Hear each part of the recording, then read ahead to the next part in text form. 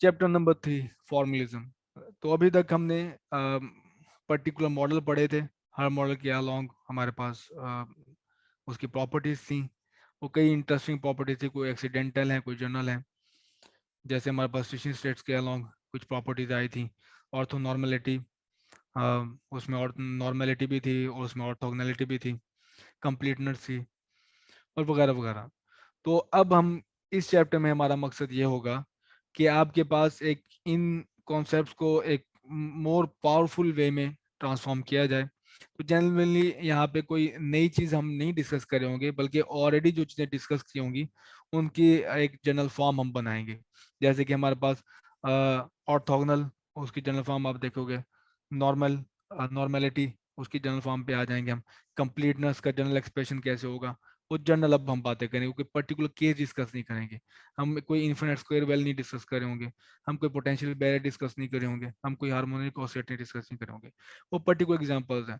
तो अब हम स्पेसिफिक मॉडल के अलावा अब कोई भी हमारे पास क्वांटम सिस्टम है, उसमें जो कोई जनरल कोई वेव फंक्शन है, वो क्या क्या प्रॉपर्टीज होल्ड कर सकता है, वो अब हम डिस्कस करेंगे. तो ये इस वजह से इस चैप्टर का नाम है फॉर्मलिज्म. तो पहला जो कॉन्सेप्ट है जो अंडरस्टैंड करना जरूरी है जुमरे में, वो है हिल्बर्ट स्पेस का. तो क्वांटम थ्योरी में दो मेन हमारे पास की प्लेयर हैं, दो जो चीजें हैं जो बार बार हम डिस्कस कर रहे होते हैं. एक है वेव फंक्शन और दूसरा है ऑपरेटर्स. ठीक. तो वेव फंक्शन हम कहते हैं स्टेट ऑफ द सिस्टम, कि सिस्टम की अब स्टेट है, उसको हम डिस्क्राइब करते हैं by using the wave function, जो मेनली हमने चैप्टर 2 में हर मर्तबा शूटिंग इक्वेशन को सॉल्व करके हासिल किया था. हमारे पास एट एंड सोल्यूशन था शूटिंग इक्वेशन का, वेव फंक्शन. और दूसरे हैं ऑपरेटर्स, हम ऑब्जर्वेबल्स कहते हैं. कि आपने कोई भी इंफॉर्मेशन स्टेट से एक्सट्रैक्ट करनी है, तो आप उसके ऊपर एक ऑपरेटर अप्लाई करते हो और आपको मिलती है एक आउटकम. जैसे कि आपने एनर्जी मेजर करनी है, आपके पास स्टेट गिवन हो, तो एनर्जी के कॉरस्पॉन्डिंग आपके पास एक ऑपरेटर होगा. आप ऑपरेटर अप्लाई करोगे स्टेट पे, तो आपको एट मिलेगी एनर्जी. इसी तरह अगर आपने मोमेंटम मेजर करना है, तो आपके पास स्टेट है, स्टेट पे आप मोमेंटम अप्लाई करोगे ऑपरेटर जो ऑब्जर्वेबल है, तो आपको एट एंड मोमेंटम जो उसकी एक आइगन वैल्यू है वो आउटपुट मिलेगी. ठीक है. तो यही दो की प्लेयर है इसमें, एक वेव फंक्शन और दूसरा ऑपरेटर. मैथमेटिकली अगर आप देखें इन दो को, कि mathematically wave function satisfy the properties of abstract vector space. तो वेव फंक्शन जो है हमारे पास वो सारी प्रॉपर्टीज होल्ड करता है जो हमारे पास वेक्टर स्पेस की हैं. तो वेक्टर स्पेस का मेंबर होने के लिए क्या जरूरी है, कि वो सर्टेन सेट ऑफ जो एक्सियम्स हैं, 10 एक्सियम्स हैं, उनको जो भी ऑब्जेक्ट्स सेटिस्फाई करेगा वो वेक्टर स्पेस का मेंबर होगा. ठीक है. तो वेव फंक्शन क्या हमारे पास, members of abstract vector space. और इसके बाद भी एक एक कंडीशन इसके ऊपर आएगी, वो हम बाद में डिस्कस करेंगे. लेकिन फिलहाल आप ये देखें, wave function satisfy the properties of abstract vector space. इसके एक और भी हम कंडीशन इंपोज करेंगे इसके ऊपर. लेकिन फिलहाल vector function, wave function satisfy the properties of abstract vector space. और जब अगर आप ऑपरेटर्स की बात करें, तो ऑपरेटर हमारे पास ट्रांसफॉर्मेशन होगी, लीनियर ट्रांसफॉर्मेशन होगी स्पेसिफिकली. कि वो आप जब कभी एक ऑपरेटर स्टेट पे अप्लाई करेंगे, तो जो ये लीनियर ट्रांसफॉर्मेशन होगी उस स्टेट से आपको एक नई स्टेट में ले जाएगी, जो स्टिल वेक्टर स्पेस का मेंबर होगी. तो आपके पास एक स्टेट गिवन है, उसके ऊपर आपने अप्लाई किया लीनियर ट्रांसफॉर्मेशन. लीनियर ट्रांसफॉर्मेशन हमारे पास एक वेक्टर होगा, वो मैट्रिक्स होगा. तो मैट्रिक्स अप्लाई किया आपने एक स्टेट पे, और फिर आपको बदले में मिलेगी एक नई स्टेट. तो ये ट्रांसफॉर्मेशन है लीनियर, एक स्टेट से दूसरी स्टेट पे. तो क्वांटम थ्योरी दो चीजें, वेव फंक्शन ऑपरेटर, और मैथमेटिकल वेक्टर, और operator is the linear transformation. अब अगर आप इसको थोड़ा सा कंक्रीट करने की तरफ हम जाएं, तो एन डायमेंशन स्पेस है आपके पास, लेट्स से. तो वेक्टर हम डिनोट करें अल्फा इस कैट से. ये अलग से दिखने वाला जो सिंबल है, ये वेक्टर को लिखने का एक नया तरीका आप समझ लें. तो इसको हम कैट कहते हैं, अल्फा कैट. तो ये वेक्टर है इन एन डायमेंशनल स्पेस. तो नोटेशन क्या है, अल्फा कैट को मैं डिनोट कर रहा हूँ, ये वेक्टर में है। आप 12 एक मरतबा करते रहे हैं, वेक्टर्स को इस तरह से भी डिनोट करते रहे, ए है और उसके ऊपर एक आप एरो हेड लगाते थे तो हम कहते हैं वेक्टर। तो हम ये यहाँ पे नोटेशन यूज नहीं करेंगे, हमारी नोटेशन ये है वेक्टर के लिए, हम इसको कहेंगे। तो क्योंकि ये जो नोटेशन है ये मोर जनरल है और बहुत हेल्पफुल है, क्योंकि इसके साथ कई सारी चीज़ें जुड़ी हुई हैं, तो कन्वेंशन के थ्रू ही हमारी चीज़ें काफ़ी आसान हो जाएंगी। फिलहाल आप इसको एक वेक्टर ट्रीट करें कि alpha is a ket which is a vector in n dimension space. और वेक्टर अब मौजूद है, वेक्टर अगर आपको उसको किसी कंपोनेंट फॉर्म में लेके आना है तो पहले आपको कोई बेसिस स्पेसिफाई करनी पड़ेगी, फिर बेसिस के ऊपर आपके पास जो कंपोनेंट्स होंगे वो मैं इसको इस तरह से डिनोट कर सकता हूँ। तो A1 A2 A3 A4 and so on AN। तो जैसे मैं एग्जांपल दिया करता हूँ कि अगर आपके पास ये है वेक्टर है कोई, ठीक है, ये वेक्टर है, लेट्स से वेक्टर ए। तो आपको ये वेक्टर मौजूद है यहाँ पे, ये रियलिटी है। अगर आपको एक कंपाउंड फॉर्म में लिखना है तो फिर आपको कोई बेसिस स्पेसिफाई करनी पड़ेगी। जैसे पे 3 डायमेंशंस पे कार्टेशियन में ये बेसिस होती हैं आई जे और ये है के, ठीक है। तो इन पे प्रोजेक्शन लेंगे, आई के अलॉन्ग में भी प्रोजेक्शन है A1, ए का जे के अलॉन्ग प्रोजेक्शन है A2 और ए का के अलॉन्ग प्रोजेक्शन है A3। तो हमारे पास 3 डायमेंशन स्पेस है तो इसके 3 कंपोनेंट्स आएंगे। तो वेक्टर से किसी पर्टिकुलर कंपाउंड फॉर्म में जाने के लिए जरूरी है कि आप बेसिस लेंगे और उसके अलावा आपके पास कंपाउंड्स होंगे। So n compounds with respect to a specified orthonormal basis. तो उनकी प्रॉपर्टी भी होनी चाहिए बेसिस की कि वो ऑर्थोनॉर्मल हो, एक दूसरे के ऊपर ऑर्थोगोनल हो, और उनका आपस में जो डॉट प्रोडक्ट है, सेल्फ प्रोडक्ट, वो बंद होना चाहिए। अगर आप इसी एग्जांपल को कंक्रीट बनाएं कि vectors in 3D Cartesian system, let's say हमारे पास वेक्टर है a is equal to 3i plus 4j plus 5k। तो मैं इस नोटेशन में इसके लिखूंगा a कैट इक्वल टू, तो ये मेरे पास कंपोनेंट है 3 4 1 3 4 5, और बेसिस किस में है, साथ मुझे स्पेसिफाई करना पड़ेगा कि बेसिस कौन सी ली है मैंने, वो आई जे के हैं, ठीक है। तो हमारे पास आई जे के ये बेसिस ऑर्थोनॉर्मल है। तो ऑर्थोनॉर्मल कैसे चेक करना है, आप इनका सेल्फ प्रोडक्ट लें, आई का आई के साथ 1 होता है, जे का जे के साथ 1, के का के साथ 1, आई डॉट जे 0, ये नॉर्मल है, ऑर्थोगोनल है, जे का के के साथ 0 और के का आई के साथ डॉट प्रोडक्ट वो भी 0। तो इसमें दोनों प्रॉपर्टीज एग्जिस्ट करती हैं, नॉर्मेलिटी भी ऑर्थोगोनलिटी भी। तो ये ऑर्थो नॉर्मल बेसिस है। अच्छा, अब अगर आप डॉट प्रोडक्ट पे आए जिसे हम इनर प्रोडक्ट कहते हैं इस केस में, तो हम इन वेक्टर से इनर प्रोडक्ट्स कैसे एवेल्युएट कर सकते हैं। इस केस में आप देखें ये जो नंबर्स मैंने लिए हैं ये रियल स्पेस का हिस्सा है, 3 is a real number, 4 is a real number, 5 is a real number.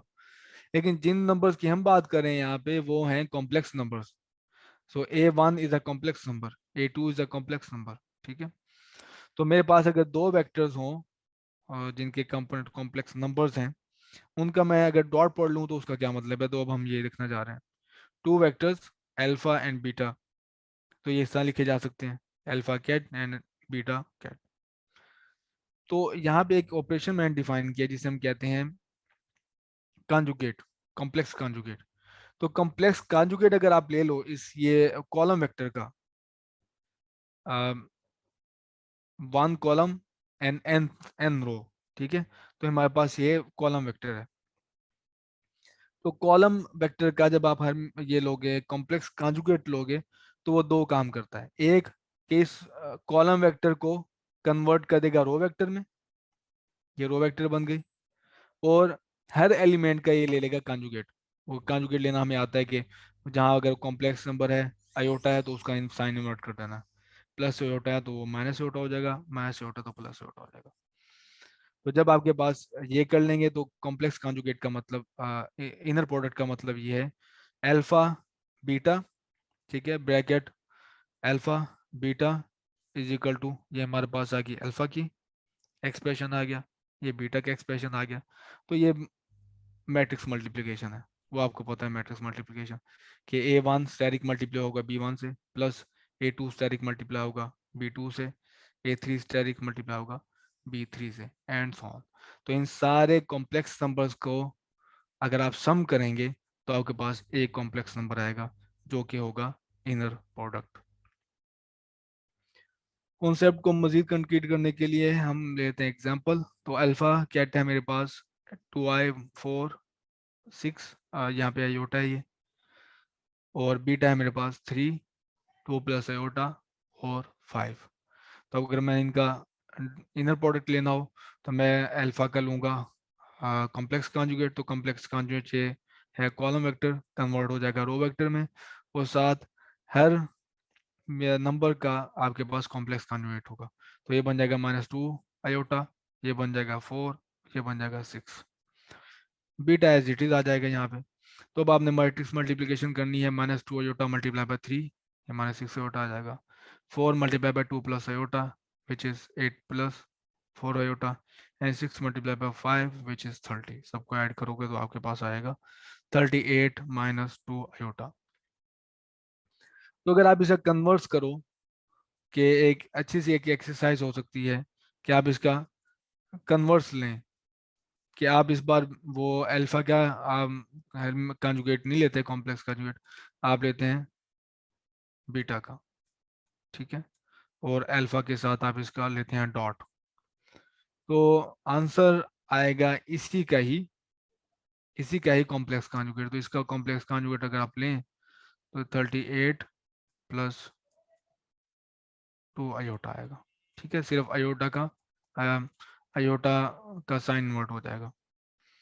तो ये प्रॉपर्टी होल्ड करती है, आप ये चेक कर सकते हैं। ये मजीद भी मैं इसको लिस्ट करूंगा। अच्छा, ये आगे ये बात कर ली हमने अभी स्टेट की, कि स्टेट को हम डिनोट करेंगे एज अ वेक्टर। अब आ जाए ट्रांसफॉर्मेशंस पे, ऑब्जर्वेबल्स पे। तो स्पेस के लिए वो है मैट्रिसेस, ठीक है, matrix with respect to specified basis. तो मैट्रिसेस भी with respect to certain basis होंगे जो आपके पास अप्लाई करोगे स्टेट पे। तो जैसे कि ये मेरे पास अल्फा स्टेट है, अल्फा स्टेट में यहाँ पे लिखने लगा हूँ, वो है with respect to certain basis, है A1 A2 and so on AN। इस पे अगर आप एक ट्रांसफॉर्मेशन अप्लाई करते हो जो कि मैट्रिक्स है, ठीक है, वो अप्लाई होगा इस कॉलम वेक्टर पे, तो आपके पास मिलेगा एट द एंड एक और कॉलम वेक्टर, ठीक है। तो इसका फिर रिजल्ट होगा हमारे पास में भी B1 B2 and so on BN, ठीक है। तो ये ट्रांसफॉर्मेशन ने किया है, क्या है जो ऑब्जर्वेबल है आपके पास, कि आपको अल्फा स्टेट से ले गया है बीटा स्टेट में, तो लीनियरली, तो लीनियर ट्रांसफॉर्मेशन है हमारे पास। तो ऑब्जर्वेबल हमारे पास ये होंगे। इनकी एक और प्रॉपर्टी भी होगी, वो हम नेक्स्ट लेक्चर में देखेंगे। एग्जाम्पल के तौर पे देख लो यहाँ पे कि मेरे पास एक है ऑपरेटर जिसको मैंने एच कहा हुआ है वहाँ यहाँ पे, उसकी वैल्यू है 1 1 1 - 1 1/√2। ये हमारे पास ऑपरेटर ऑब्जर्वेबल है। मेरे पास स्टेट्स हैं दो, और एक है 1 0 और दूसरी है 0 1, 2 डायमेंशन में। तो ये 1 0 कई हो सकती हैं, ये स्पिन अप को भी डिनोट कर सकती है, स्पिन डाउन को भी इसका डिनोट कर सकती है, 2 डायमेंशन स्पेस को। और ये में भी कह सकते हैं कि किसी स्टेट में पार्टिकल है और यहाँ पे ये पार्टिकल नहीं है। तो किसी लेटेस्ट पे आपके पास एक जगह पे एटम मौजूद है या नहीं है, तो मौजूद है तो 1 0, नहीं है तो 0 1। वैसे क्वांटम कंप्यूटेशन में भी हो सकता है कि जिस तरह 1 0 का मतलब है कि आपके पास इंफॉर्मेशन 1 है जिसे हम क्लासिकली कहते हैं, और 0 1 का मतलब 0 है। तो ये कोई भी स्टेट हो सकती है 2 डायमेंशन सिस्टम क्वांटम सिस्टम के लिए। तो इसमें अगर मैं अल्फा के ऊपर एच अप्लाई करूं, तो अल्फा मेरे पास 1 0 है, इसके ऊपर मैं ये मैट्रिक्स अप्लाई करूंगा। तो बाय मैट्रिक्स मल्टीप्लिकेशन आप देख सकते हो कि ये आपके पास आएगा 1 multiply by 1 plus 1 multiply by 0, 1 आ जाएगा। और यहाँ पे 1 multiply by 1 plus -1 multiply by 0, तो ये 1 1 कॉलम वेक्टर आ गया। तो अल्फा स्टेट से एक नई स्टेट में।